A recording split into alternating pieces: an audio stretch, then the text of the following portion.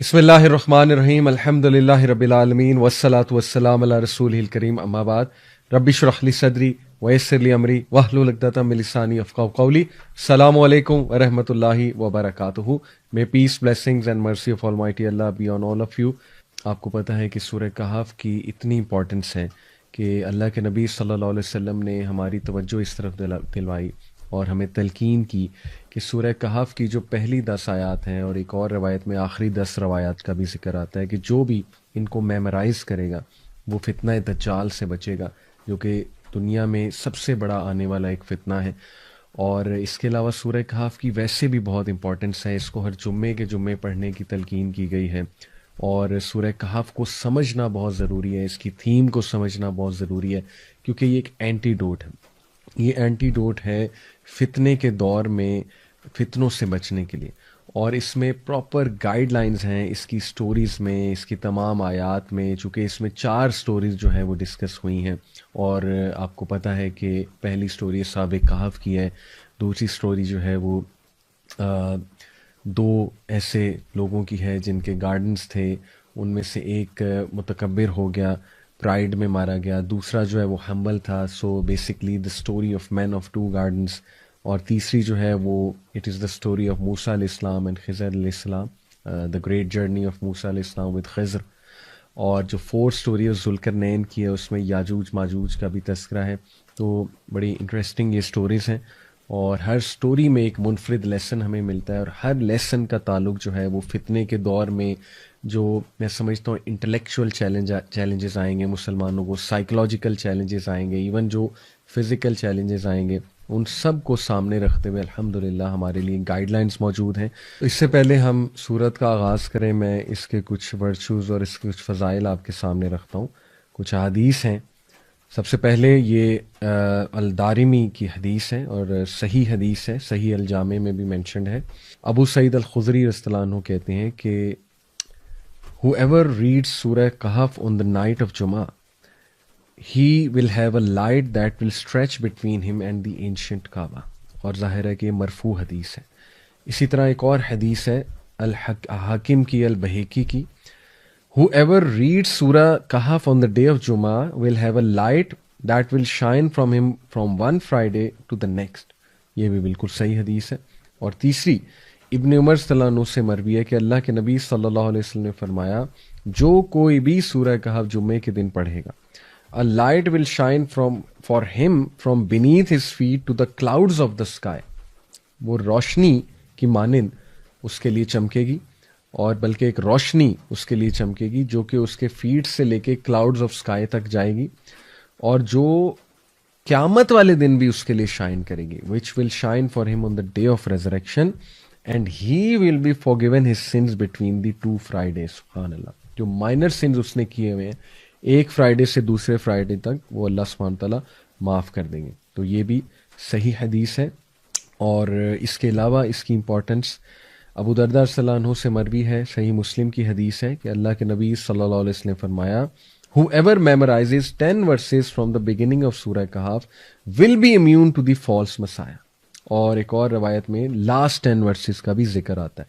اس کا مطلب یہ ہے کہ خصوصاً پہلی 10 آیات اور لاسٹ 10 آیات کو سمجھنا اور میمورائز کرنا یہ بہت ضروری ہے فتنہ دجال کو سمجھنے کے لیے، کیونکہ اس میں کچھ ایسے لیسنز ہیں جو انشاءاللہ ہم ڈسکس کریں گے جو انسان کو اسٹرینتھ دیں گے اس فتنے کو جاننے میں بھی، پہچاننے میں، آئیڈینٹیفائی کرنے میں. کیونکہ ہر ایک تو آئیڈینٹیفائی فتنہ دجال کو یا دجال کو کر بھی نہیں پائے گا، اور اس کو میمورائز کرنا اور اس کو ریسائٹ کرنا ڈیورنگ دیٹ ٹائم ان آیات کو.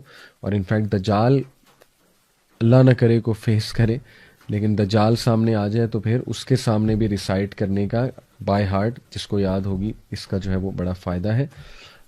فتنہ دجال کے حوالے سے بھی کچھ میں انشاءاللہ ڈسکس کرنا چاہوں گا، آپ کے سامنے روایات رکھنا چاہوں گا تاکہ اس فتنے کو بھی ہم انڈرسٹینڈ کریں. دیکھیں، دجال کے آنے سے پہلے اس کے لیے ایک ایسی دنیا بنائی جائے گی، اس کے جو ظاہر ساتھی ہیں، جو مددگار ہیں، اوبویسلی جو باطل ہے، وہ ایک سٹیج سیٹ کریں گے. دے ول سیٹ اے سٹیج، اور اس سٹیج میں 2 چیزیں بہت ضروری ہیں. کیونکہ دجال، دا ورڈ دجال is derive from the root word دجل، which means extreme deception, دھوکا.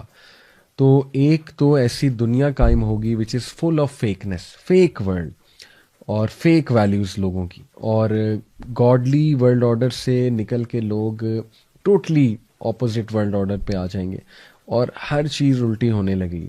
یعنی سچ جھوٹ لگنے لگے گا اور جھوٹ سچ لگنے لگے گا, اور ایکسٹریم پروپیگنڈے کا جو ہے وہ دور ہوگا, اور ایکسٹریم ایلوژنس کا, ہیلوسینیشنس کا دور ہوگا.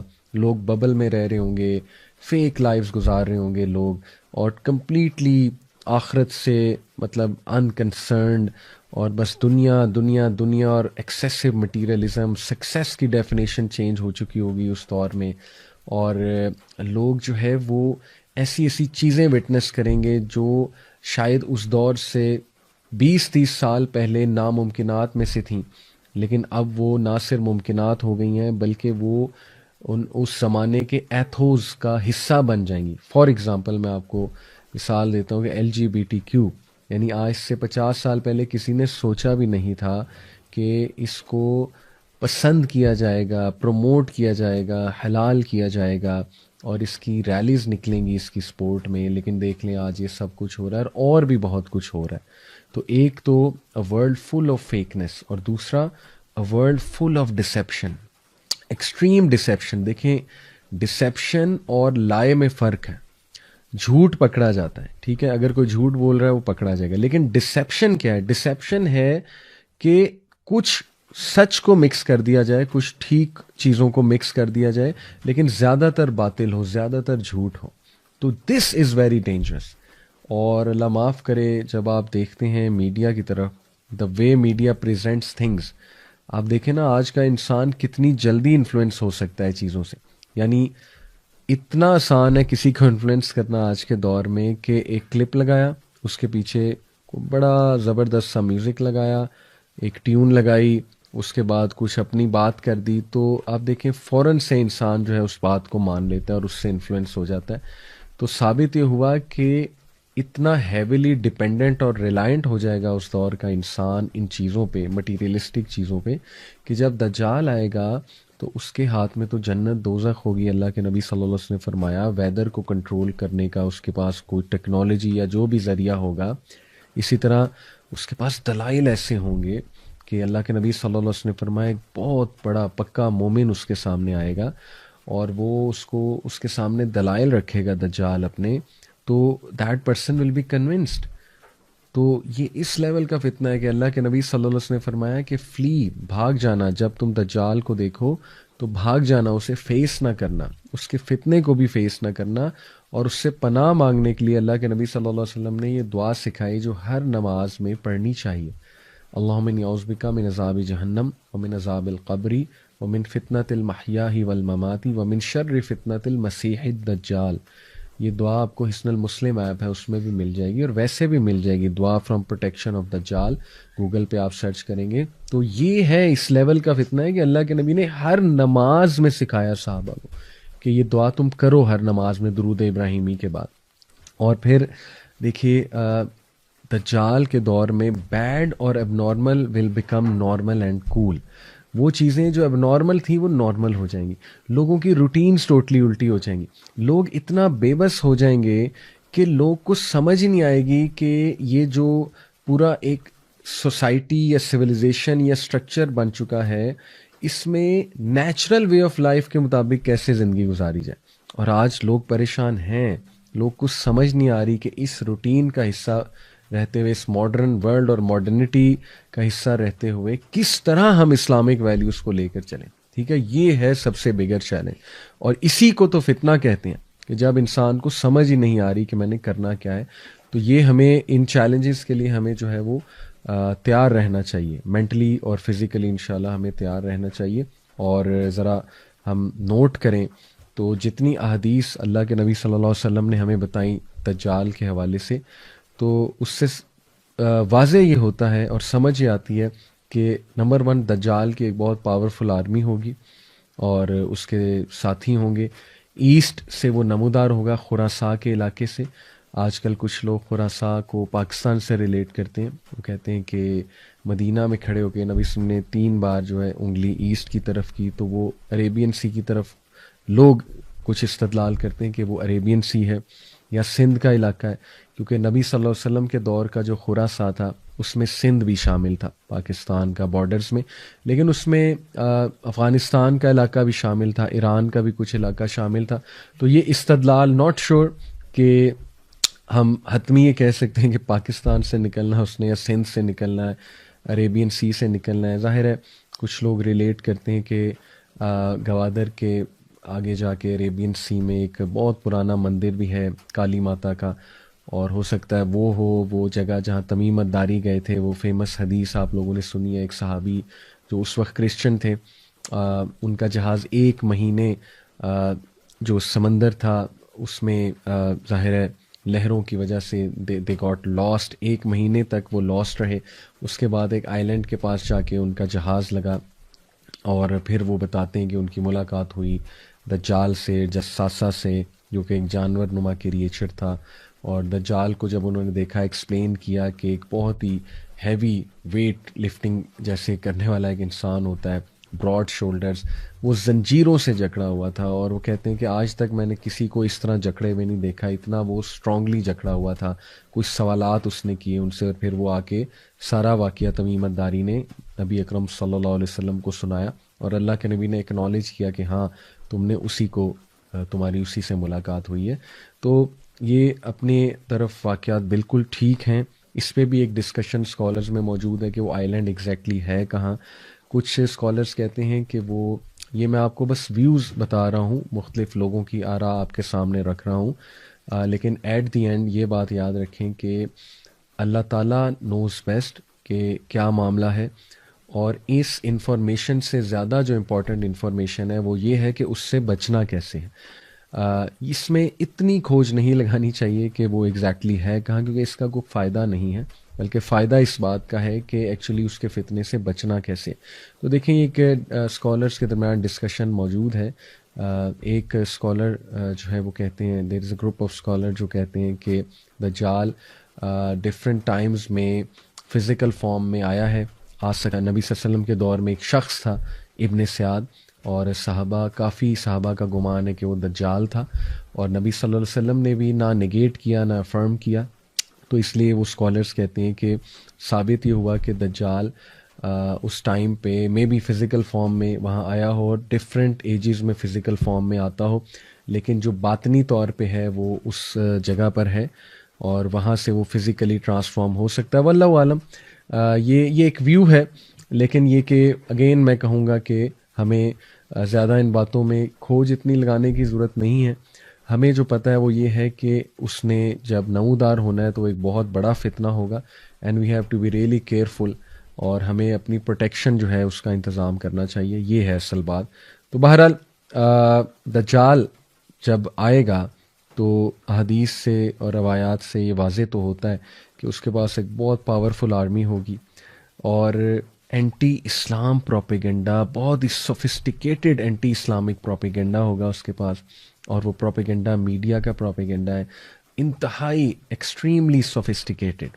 تو آج کے دور میں آپ دیکھیں کہ کتنے سوفسٹیکیٹڈ سسٹم ہے، algorithms, data analysis, data usage, اس کے بعد ہیکنگ، اس کے بعد جو ہے وہ ظاہر ہے آئی ٹی کی ایک دنیا، ٹینشن انجینئرز. پھر آپ دیکھیں کہ جیسے کمپنیز جو ہیں وہ کس سوفسٹیکیٹڈ انداز میں کمپیٹ کر رہی ہیں آپس میں، اور کس طرح سے لوگ انفلوئنس بھی ہوتے ہیں ان ساری چیزوں سے. پھر اے آئی کا دور آ رہا ہے، آرٹیفیشل انٹیلیجنس، جو کہ ایک نیکسٹ لیول میں سمجھتا ہوں فتنے کا دور آنے والا ہے. تو یہ صاف سمجھ آ رہی ہے کہ دجال کے آنے سے پہلے جو ایک سسٹم تیار ہوگا وہ سسٹم انتہائی سوفسٹیکیٹڈ پروپیگنڈا کا سسٹم ہوگا، کیونکہ پروپیگنڈا سے ڈسیپشن پھیلتی ہے بہت زیادہ. پھر ظاہر ہے کہ یہ جو سبحان اللہ ڈیزائرز کی دنیا کھڑی کر دی ہے ویسٹ نے، جس میں Hollywood, Bollywood, music industry, ٹھیک ہے، اتنی ڈسٹریکٹیو انڈسٹری ہے یہ کہ بڑا مشکل ہے ان چیزوں کو ریزسٹ کرنا. اور ایک انسان جو ہے وہ آہستہ آہستہ آہستہ آہستہ جو ہے وہ دین سے ہٹتا جاتا ہے، اپنے نیچرل ایک لائف سٹائل سے ہٹتا جاتا ہے، گاڈ کے ورلڈ آرڈر سے ہٹتا جاتا ہے، اور اسے پتہ بھی نہیں لگتا. اس طرح سے یہ چیزیں صراحت کرتی ہیں. اور پھر یہ بھی محسوس ہوتا ہے حدیث کی روشنی میں کہ اس کے پاس لیٹسٹ ٹیکنالوجیز بھی ہوں گی، بلکہ وہ اس کا ماسٹر ہوگا لیٹسٹ ٹیکنالوجیز کا. اور یہ بھی معلوم پڑتا ہے حدیث سے کہ اس کے پاس سیریمونیل بلیک میجک ہوگا، بہت ہی پوٹنٹ قسم کا. اور اس کے پاس شیاطین بھی ہوں گے، انفلوئنس اوور دا جن. دیکھیں نا، یہ بھی حقیقت ہے کہ جنات کا بھی ایک رول ہے. جنات میں جو برے جن ہیں، شیاطین ٹو بی اسپیسیفک، تو یہ محسوس ہوتا ہے حدیث کا مطالعہ کر کے کہ شیاطین اور بلیک میجک بھی ظاہر ہے اس کے پاس ہوں گے. اور یہ بھی بات پتہ لگتی ہے حدیث کی روشنی میں کہ ایمینس ویلتھ ہوگی اس کے پاس، بہت زیادہ ویلتھ ہوگی، گلیمر ہوگا. اور اس کے آنے سے پہلے کچھ ایونٹس ایسے ہوں گے جو میں آپ کو بتا دوں، جیسے کہ گلوبل فیمن آئے گا، 3 سال تک جو ہے وہ فیمن آئے گا، قحط سالی. اور اس دوران اللہ کے نبی صلی اللہ علیہ وسلم سے صحابہ نے پوچھا تھا نا کہ اگر ہم اس دوران ہوئے تو ہم کیا کھائیں پیئیں گے، ہماری خوراک کیا ہوگی؟ تو نبی صلی اللہ علیہ وسلم نے کہا تھا ذکر کرو، سبحان اللہ، الحمد للہ، اللہ اکبر، لا الہ الا اللہ. یہ جو ذکر ہے اسپیشلی، اس کا صحیح مسلم کی روایت سے ثابت ہے کہ یہ تمہیں کافی ہو جائے گا، یہ والا جو ذکر ہے. تو ذکر کے آپ دیکھیں فزیکل اینڈ اسپرچل بینیفٹس دونوں ہیں.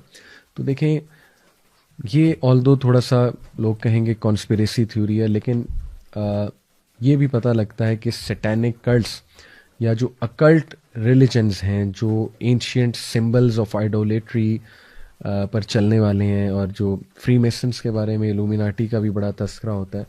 تو دیکھیں یہ کلٹس ایک حقیقت تو ہیں، سیٹینک کلٹس اور یہ جو اکلٹسٹ ہوتے ہیں. تو یہ بھی ایسا لگتا ہے کہ وہ بھی اسی کی تیاری کے لیے لوگوں کی ذہن سازی کر رہے ہیں، اور may be they are part of the دجالی فتنہ اینڈ دا دجال ورلڈ آرڈر ایز ویل. تو اس میں کچھ پری ایونٹس جو اس سے پہلے ہوں گے انشاءاللہ وہ میں آپ کے سامنے رکھتا ہوں. اللہ کے نبی صلی اللہ علیہ وسلم نے فرمایا، مسند احمد کی حدیث ہے، verily preceding the false messiah will be years of deception. دجال کے آنے سے پہلے ایکسٹریم ڈسیپشن کے ایئرز ہوں گے، یعنی اتنا لوگ کھو جائیں گے اس ڈسیپشن میں کہ سچ جھوٹ لگے گا اور جھوٹ جو ہے وہ سچ لگے گا، اور ہر چیز اپوزٹ ہونے لگے گی. اور بے حیائی جو ہے اس کی ڈیفینیشن ہی چینج ہو جائے گی، ٹرمینالوجیز ہی چینج ہو جائیں گی. لوگ جو ہے وہ جسٹیفائی کرنے لگیں گے سارے گناہوں کو، ساری چیزوں کو. تو یہ ایکسٹریم ایئرز آف ڈسیپشن ہے فالس مسایا سے کے آنے سے پہلے. اور پھر فرمایا، in which the truth are blind and the liars are believed, the trustworthy are discredited and the treacherous are trusted and the disgraceful speak. یعنی آپ سبحان اللہ دیکھیں کہ ہمارے نبی نے کلیئرلی بتا دیا کہ یہ معاملات چل رہے ہوں گے، اور باقاعدہ ڈسیٹفل اور ڈسگریسفل لوگوں کو ٹرسٹ کیا جائے گا، اور بلکہ وہ لوگوں سے مخاطب ہوں گے اور لوگ ان کو گلوبل ورلڈ لیڈر سمجھیں گے، ان ڈسیپٹیو لوگوں کو. تو سبحان اللہ، اس میں زیادہ ڈیٹیل میں مجھے جاننے کی ضرورت نہیں ہے، آپ لوگ